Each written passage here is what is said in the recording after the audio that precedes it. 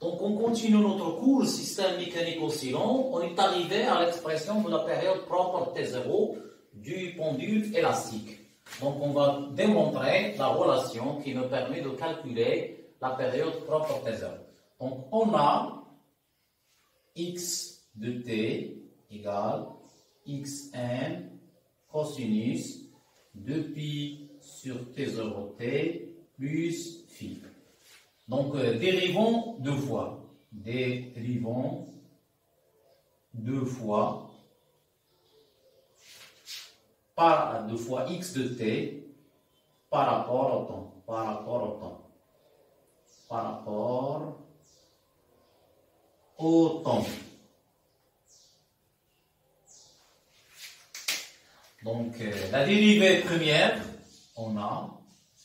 Donc, la dérivée première, c'est x point de t égale moins 2pi sur t0 fois xn. Donc, la dérivée du cosinus, c'est sinus. 2pi sur t0t plus phi. Alors, la dérivée seconde maintenant. Dérivée seconde, c'est x point de t. Donc, 2pi sur t0 fois 2pi sur t0, avec le signe moins, bien sûr, va rester. C'est moins 2pi sur t0 au carré fois xm. La dérivée du sinus, c'est le cosinus de pi sur t0 t plus phi. Donc, xm fois cos, c'est x de t. Donc, x point de t est égal à moins 2pi sur t0, le tout au carré, fois x de t. Ou bien pour simplifier, on va mettre seulement x de point et ici x. Voilà la première relation. Et d'après l'équation différentielle,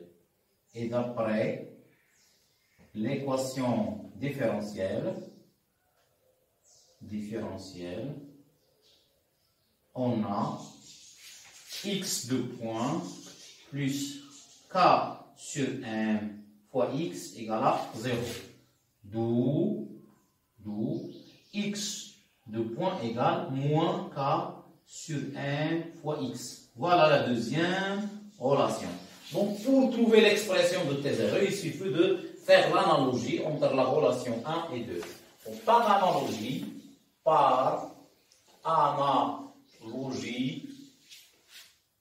entre les deux relations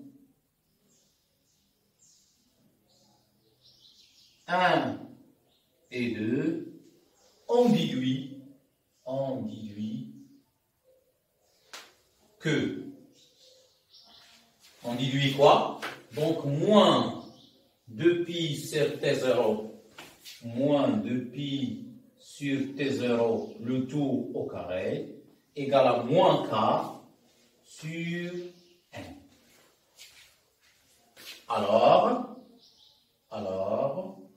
donc on va bien sûr se débarrasser du signe moins, on va simplifier avec le signe moins et on va faire la racine. Alors, 2pi sur t0 égale à racine de k sur n. Finalement, t0 égale 2pi racine. Faites attention, ici c'est m sur k et non pas k sur n. Voilà, c'est la relation qui nous permet de déterminer, bien sûr, la période propre du pendule élastique. Donc, on a montré que T0 égale à 2pi racine de m sur k. C'est quoi m? C'est tout simplement la masse du corps solide en kilogrammes. Et k, raideur du ressort en Nm-1. Et T0, bien sûr, c'est la période propre des oscillations en secondes. Remarque, donc on peut utiliser une autre relation pour calculer la période propre du pendule élastique. Donc on va utiliser cette relation T0 égale à delta T sur n. C'est quoi delta T? C'est bien sûr c'est la durée des oscillations et le petit n représente le nombre d'oscillations. Maintenant passons à l'exercice d'application. Donc, on va faire cet exercice d'application pour fixer les idées, bien sûr. Donc, un oscillateur de, bien sûr, MK est constitué d'un ressort de rayon K égale à 20 Nm-1, auquel est accroché un solide de masse M égale à 500 kg. Les frottements sont négligeables. À l'instant T égale à 0, X égale à 0, et X point de 0 égale à 0,2 mètres à seconde moins 1. Donc voilà les conditions initiales. Donc la première question, on vous demande d'exprimer puis calculer la période propre T0. Et la deuxième question, on vous demande de déterminer xm et phi, sachant que le mouvement est de la forme x égale à x max cos de pi sur T0 t plus phi. Donc première question, réponse. Première question. Donc, pour calculer T0, il suffit d'utiliser cette relation. Donc, calculons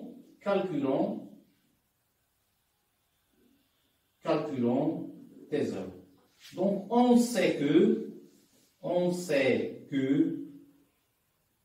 T0 égale 2pi racine de m sur k.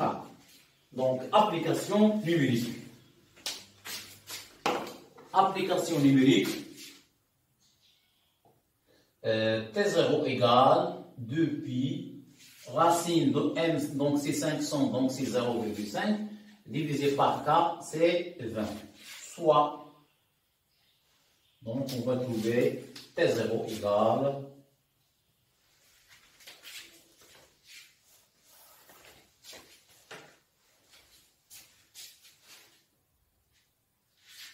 donc racine de pi fois racine de 0,5 divisé par 20. Donc c'est à peu près 1. C'est à peu près 1. Donc c'est à peu près 1 second. Voilà la première question. La deuxième question, on vous demande de déterminer xm et phi. Donc, on a déterminant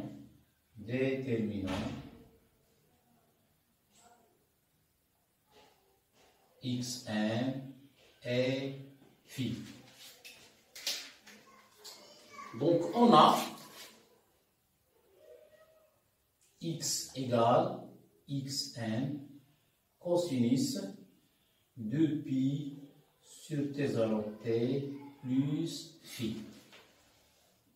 Donc, la dérivée première, x point égale moins 2pi sur T0 fois xm sinus, cette fois-ci sinus, 2pi sur T0 t plus phi.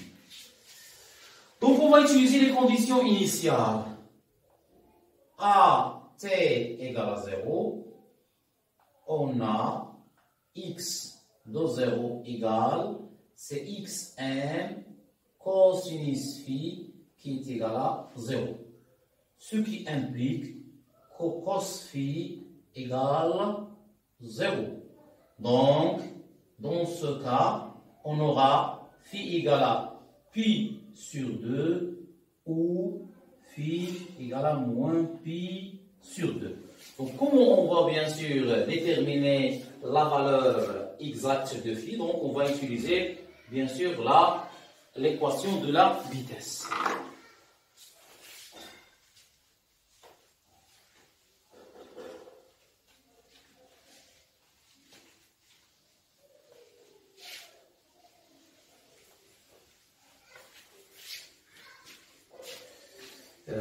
Alors,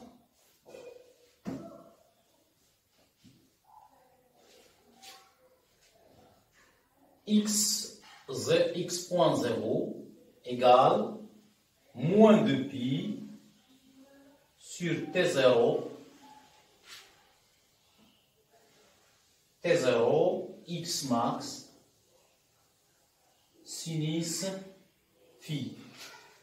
Donc, et ça, elle est positive. Donc, parce que x point de 0 égale à 0,2.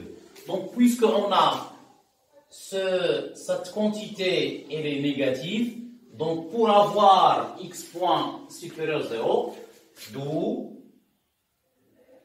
bien donc sinus phi doit être inférieur à 0. Moins fois moins pour. D'où phi égale moins pi sur 2. Voilà la valeur maintenant exacte. Comment on va déterminer bien sûr xm? Donc maintenant, déterminant xm, donc on a x point 0 égale à moins 2 pi sur t0 fois xm fois sinus moins pi sur 2. D'où, donc, le sinus moins p sur 2, c'est négatif, donc négatif fois négatif devient positif. Finalement, le xm égale, c'est x point de 0 fois t0 sur 2 pi. Voilà, donc, application numérique. Donc, xm égale, c'est 0,2 fois 1 sur 2 pi, soit xm égale. Donc c'est 0,2 divisé par 2 pi. Donc c'est 0,03, soit 3 fois 10 à la puissance moins 2 mètres. Donc maintenant, on peut remplacer finalement,